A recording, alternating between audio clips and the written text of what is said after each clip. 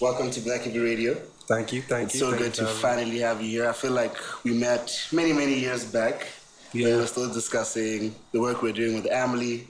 True. And just, the creative arts. And I feel like yourself, there's so many people that I've met within this city of Gabs, within Botswana, that I continue to meet. And when I meet somebody like you who has, I think, grown quite a lot since the first time we met. Just now we were talking about how with every project that you make, you feel like you're a totally different person. I get really pleased because I think one thing, I work in music myself. I've been a DJ, I've been a producer. Here we are on radio doing podcasting. And one thing that I know about music is that it's a journey. And I think I'm very pleased to see where your journey has gotten you so far. We got Perfect Noise coming up end of this month. But guys, just a disclaimer. Wingz did tell me that he wasn't feeling so good before he got here. Very true. So if he isn't looking too hype, looking too jolly, just cut him some slack. Okay, at least we got him in the building. So Mr. Wingz, like I said again, welcome. Thank you for having me, man. Yeah. I'm excited to be here. Yeah. What can I say? It is what it is. Yeah. I feel like, I'm not sure how you feel, but May, for myself, my friends, just my family as well, has been a very complicated month, if I should say so myself. It actually has, yeah. Quite complicated. I'm not sure if it's the energies. I'm not sure if you believe in energies like that, but the energies have totally been off. I'm not sure if you know about YSL being arrested. I'm not sure if you're a YSL fan like that, but I was made aware. Yeah. The day it happened, I mean, I saw it on social media. I was like, what the hell? What's going on? Yep. And then it was like, it's been a crazy month for me as well. I didn't even notice it. Horrible. It's like, yeah. First, T-Money hit me up, talking about let's do Perfect Noise. I'm like, okay, this is going to be a good month. Yeah. Next thing, 20 days have passed. I'm broke. I'm like, what? Where did 20 days go? Where did the 20 days go? Exactly. Yeah. What have I been doing? It's like, I don't understand what happened. Yeah. I don't know what happened. Oh, man, a lot happens. Time flies. Especially when it gets into the winter. I feel like nobody really knows where the time goes. But it's good to have you here. I just wanted us to talk about your music, about your career, just about yourself, where you've been, where you started. Yeah. And so I guess just tell me a little bit about your music, the music history. When was the first time you thought music was cool and you'd like to try it out? That type of thing. The first time I thought music was cool was, I think, Form 2. Yeah. That's when I really started listening to music. Yeah. Because before, I was like really into cartoons and anime. I was like, I don't have time for music. Music, yeah. I really don't. Yeah. And then Form 2, I met someone called Kholeba. He was a baller. He sagged his pants all the way. He was super like, cool. Yeah, I was like, who the hell is this guy? Yeah. And he's freestyling and whatnot. I'm like, okay, this seems pretty cool. Yeah. And he's doing his freestyling thing, and I'm like, So I get home, I try it. I'm like, this is not easy at all. So I start talking to him, and he's the one who introduced me to Kendrick at the time. He was K. Dot, and I was like, man, this music is really weird. What? These people are basically just talking on a beat, but cool. For sure. Because at the time when people were like, oh, this is music, it was like pop music, right, for sure. And then when I was introduced to hip hop, it's like, okay. And then there's Eminem. I'm like, what is he doing? Even hip hop at the time, there was a clear distinction of bubblegum hip hop and conscious rap and exactly. Yeah, I mean, at the time, I remember thinking Lil Wayne was at the top at that time. Yeah, I was like, no, nobody beats Lil Wayne. This is Wheezy Lil Wayne, And then I'm listening to Twista, and I'm like, surely nobody likes this guy. But I eventually grew to listen to him, and I'm like, man's is actually speaking some facts. Sure, he has some content, all the flows. And then. Eventually, I was introduced to FL Studio that was in Form 4 by the same guy. Mm-hmm. He was also getting into it. And there was this little thing of, because he introduced me to it, I don't know if it was actually true, if it was in my head. Mm-hmm. He was like, man, this guy is such a good producer. Right, I get you though. Yeah, it's like everything he does. I'm just like, wow. He'll just put a basic pattern in, just the basic kick and a snare. I'm like, wow, how did he do that? And it was just blowing my mind, everything he did. You. And when we started sampling, that's when things started changing for me, because that's when I knew I can actually do music as like a career. Yeah. Because we sampled some beats and then it actually sounded good, even though it wasn't mixed properly. But it did sound good, and I was like, wow, I can actually do something with this. Yep. I feel like that's what we all start with FL Studio. Yeah. It's like, it's working. And I think that's when I decided, I think I can make a career out of this. But I didn't really pursue it like that. Yeah. You know, I was just like, no, let it be a backup plan. For sure. Because at first I was like, no, basketball would be my main thing. Yeah. And that's what I was really pushing. Yeah. But at the same time, I was like listening to a lot of music. Like a lot.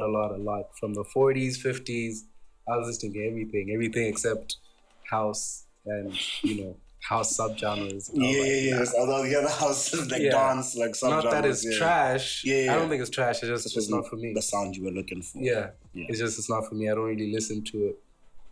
But and then I think me diving into music like that, it really taught me a lot. And the fact that my dad also grew up into music, he was also in the music business.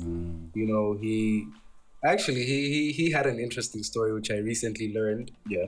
When he was in his 20s, 30s, basically his business was bringing bands and solo artists from the States to Southern Africa. Wow. That is so far. I was also shocked. I was like, you mean this whole time? This whole time. I was like, come on, bro. You don't have any connections after all of that. Oh, I'm sure he does, yeah. I'm sure he does as well. But yeah, he said there was like some scandals. There was like a lot of corruption during that time. I can imagine, yeah. Yeah, basically he got cheated out of a lot of money. The bands also lost money during that time. Yeah. It was crazy.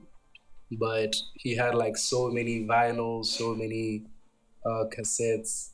He had a lot of things, and he introduced me to like a whole different array of music. Yeah, and it was very interesting to hear. Because at first I thought, man, this old man, he's at home. I always see him. He's just that old guy, you know. Yeah. I didn't really think of him as the cool dad until he started showing me like his music collection. I was like, damn, okay, you know your stuff. On him.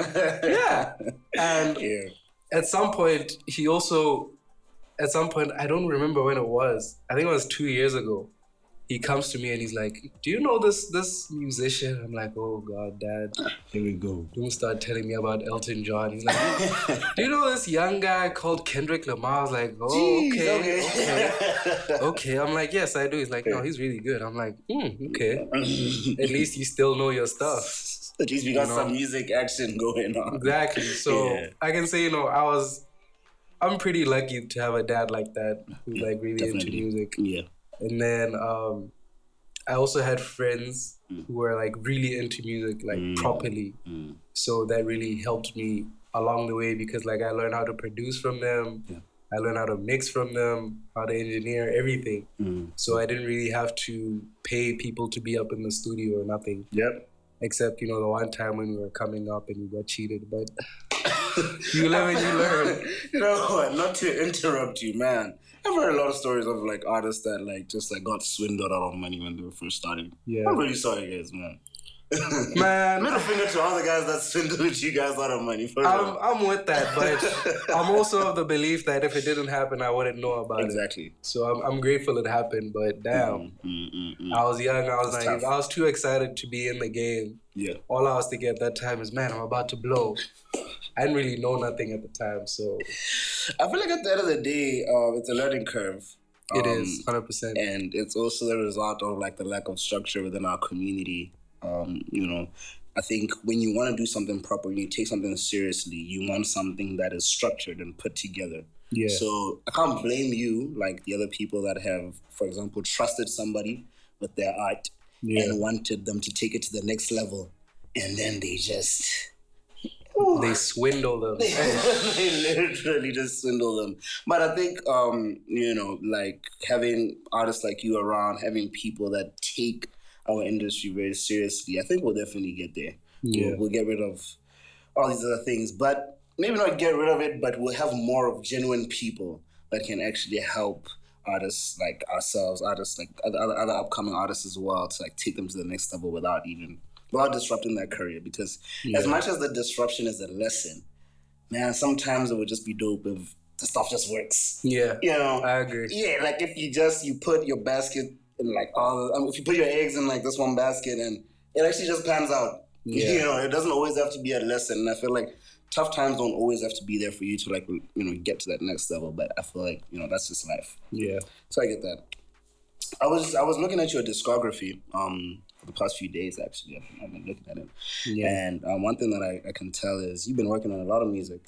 And I could say that. Yeah, I mean, obviously not like an overwhelming amount, but you definitely have a discography. You know, it's not everybody that you can, you know, look at them and be like, you have this body, you have bodies of music that you've worked on across at least the past 2 to 3 years.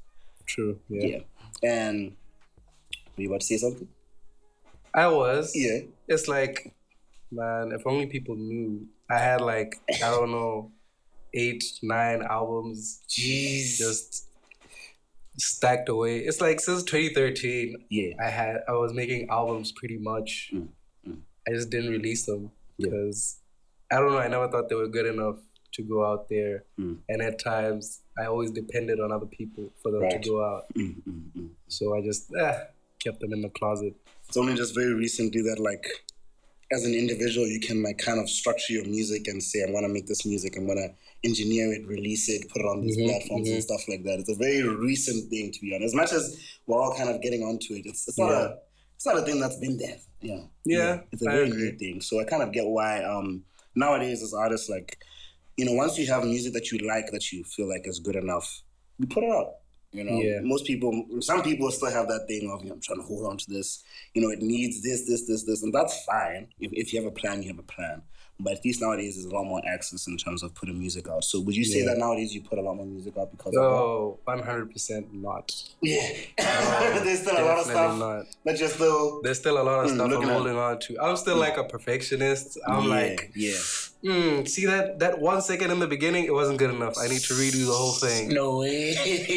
So it's like, honestly, if it wasn't for Kizito, I don't think I would have put anything out to begin with. Yeah. Because he's the guy who was like, guys, you guys have so much music. We're putting it out now. Right now. Yeah, and then he got the ball rolling. If it wasn't for him, nothing would be out. Yeah. So without him, shout out to Kizito. And without him, I say, guys, I'm sure we all wouldn't be here. He's played a part in all of our lives, one way or another.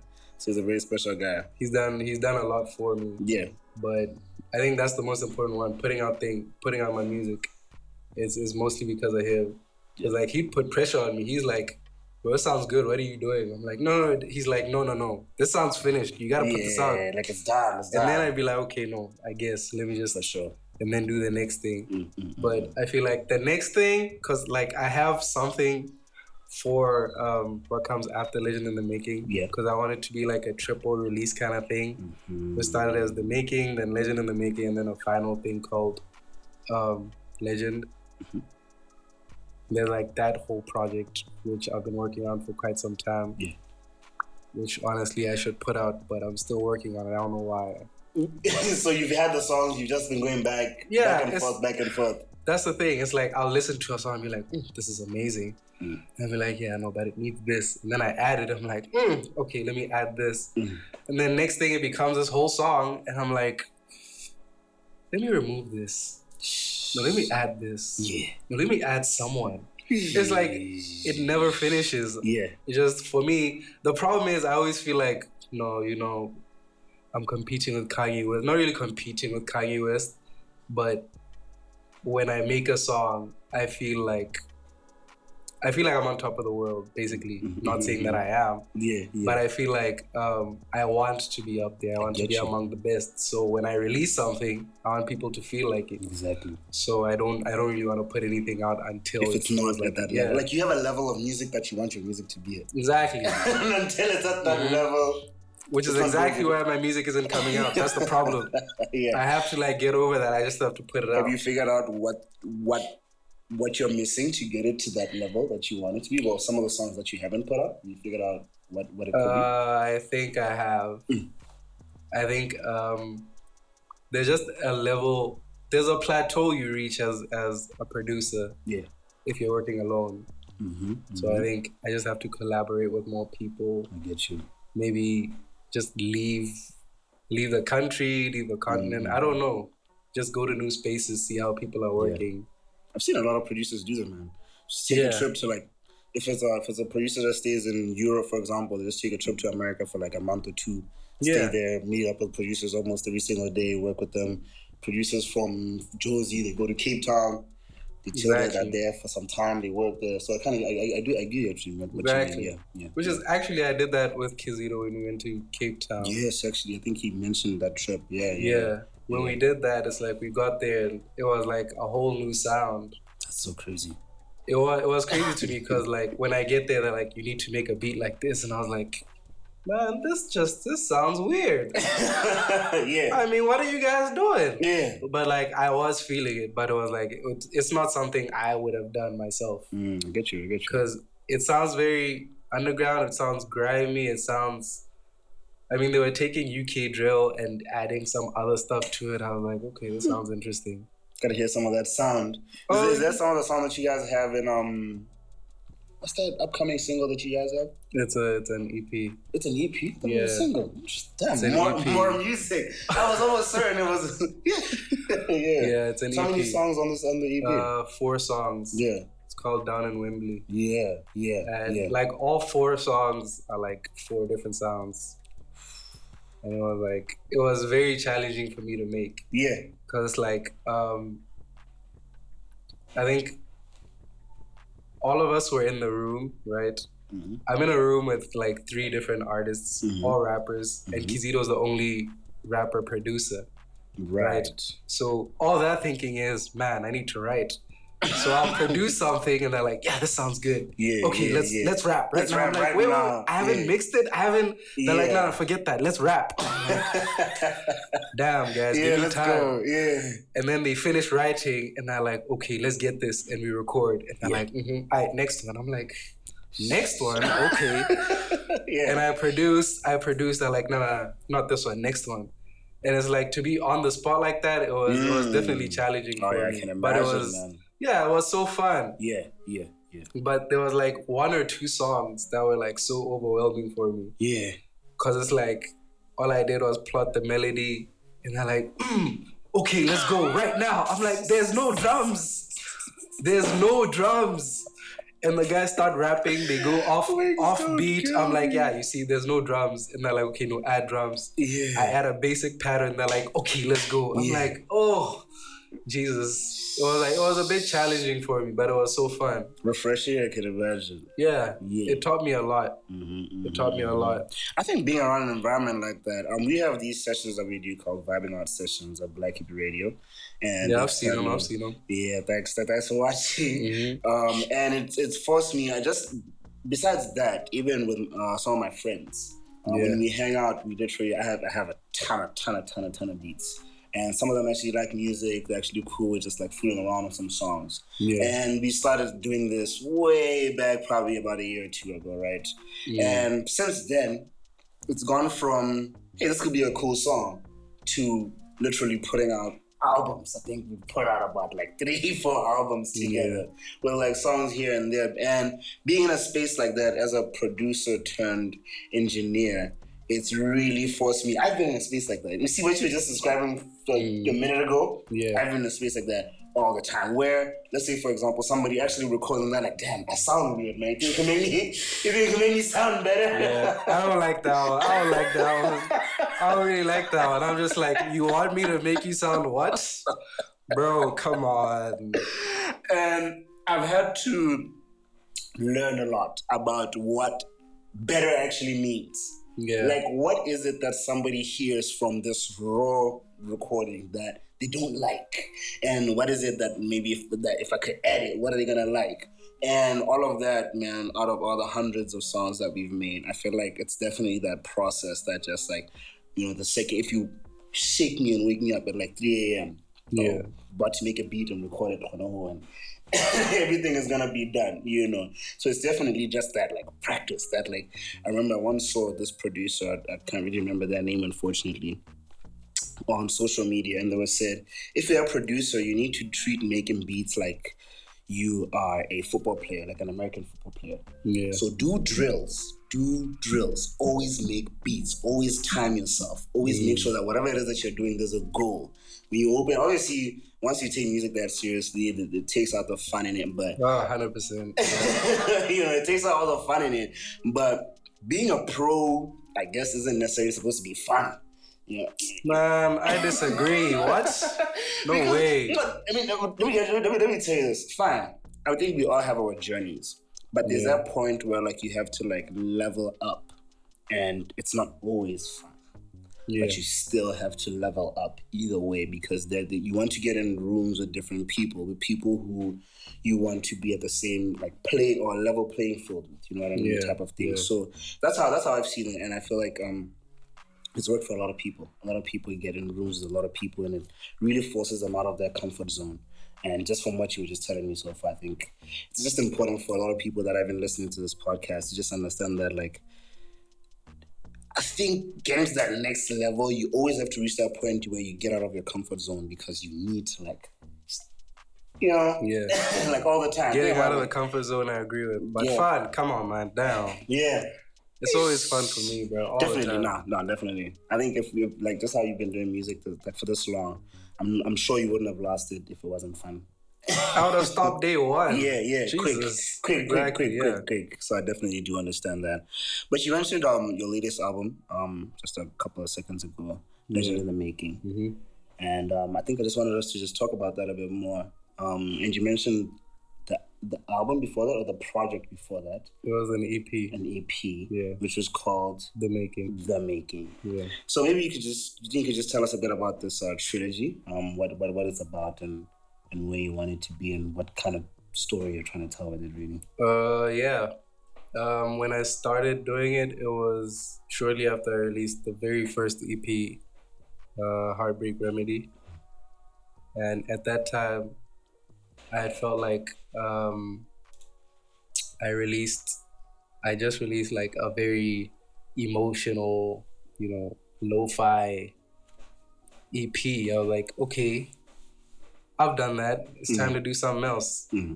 I don't really like the trap, hype, hip-hop, whatnot. Yeah, but I was like, let me just show people that I can do it. Plus I want to make a little bit of money, perform here and there, so let me make some hype tracks. Yeah. And then that thought turned into, let me just make an album. Albums are nice. Let me make an album. Yeah. And then I think the very first song I did was called The Drill. It didn't even make it on the album. I made that song like a month after. This was 2020, December 2020. I made that song. I'm like, oh, okay, I can do this. It sounds nice. And then it just snowballed into more songs and more songs. And eventually I came up with the name, Legend in the Making. I was like, if there's anything I want to be in this world, definitely be a legend. Yeah. So this has to be the beginning. This is where we're going, Legend in the Making. So I was making the whole album, right? And then I got to talking with Flex. I met Flex shortly after that, thanks to Kizito. Yeah. I have a lot to thank Kizito for. We got that for sure. I met Flex and we started talking. He just enlightened me about the whole music thing. Oh, yeah. He made it known to me that if I want people to really listen to this album, I shouldn't, take the music thing lightly.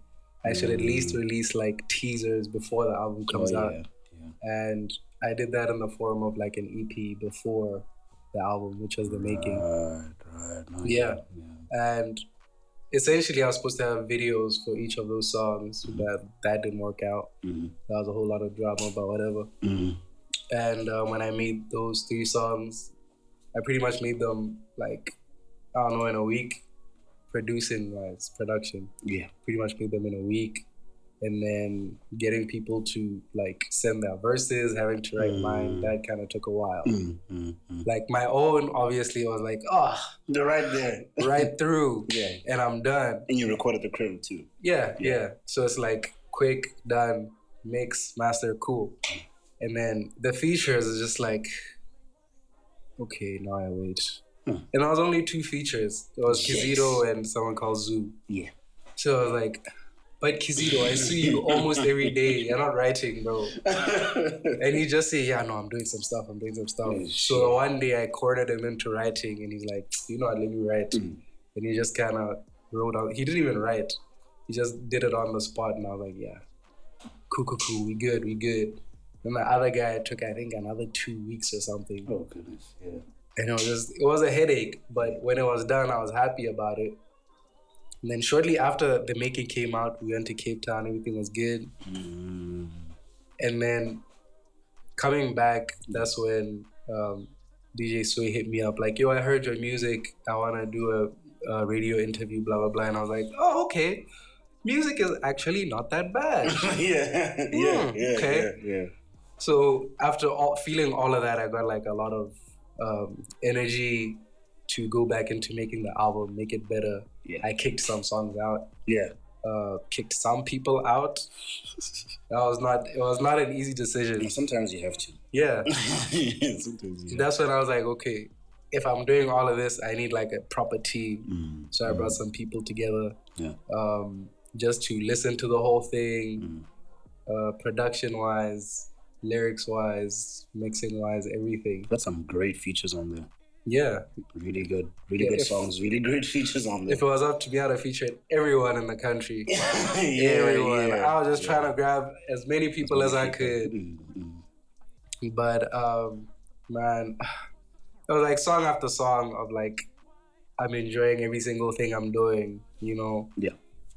It was just, I can't even describe like everything I was going through when I was making each song, but it was like, it felt almost spiritual to me when I was making every single song. Yep. Because like when I write it, it feels like I'm giving it life. And then when the feature comes through, it goes in a different direction. Yeah. So it's like I'm raising this child, you know. So at the end of it, it's like I have 13 songs, I have 13 children.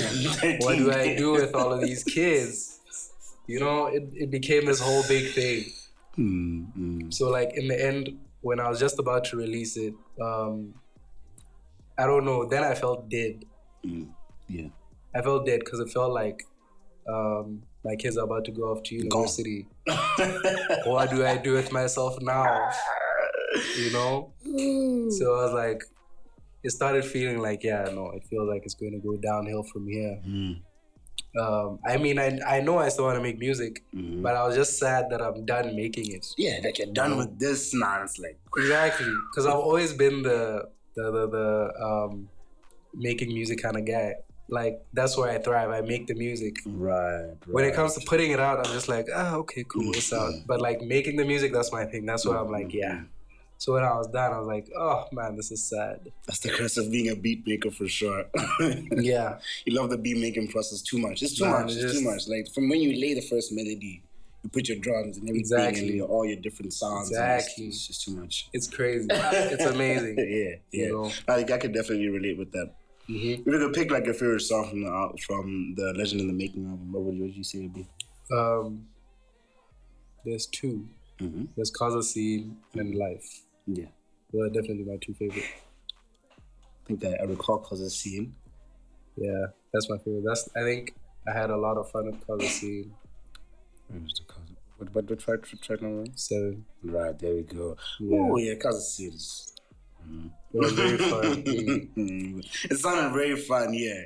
And Life too, also called Life as well, yeah. Yeah. If you could break down one of these songs, which one would you choose to break it down a little bit? Tell us a bit more about it. Probably Cause a Scene. That one probably has a better story. There's a better story behind it. Yeah, because Life was like... Life I co-produced. It's like I went to one of my other friends, Walter. I heard a beat. I was like, give it to me. He's like, cool. Yeah. And then I did this and that. I wrote. I asked Nick to be on it. I asked Cool Nerd. Yeah. It was done. Yeah, it was Cause a Scene. Yeah, Cause a Scene was a bit more of a story. Yeah. Because like, I hit up Tabs like, yo, I want to feature you on my album.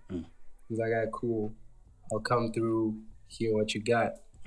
I didn't even have beats at that time. I mean, I had beats, but I didn't know what I wanted him on. Exactly, yeah. So he comes through, we're listening to beat after beat after beat after beat, and he's just like, okay, I think we should make one. I was like, alright, cool.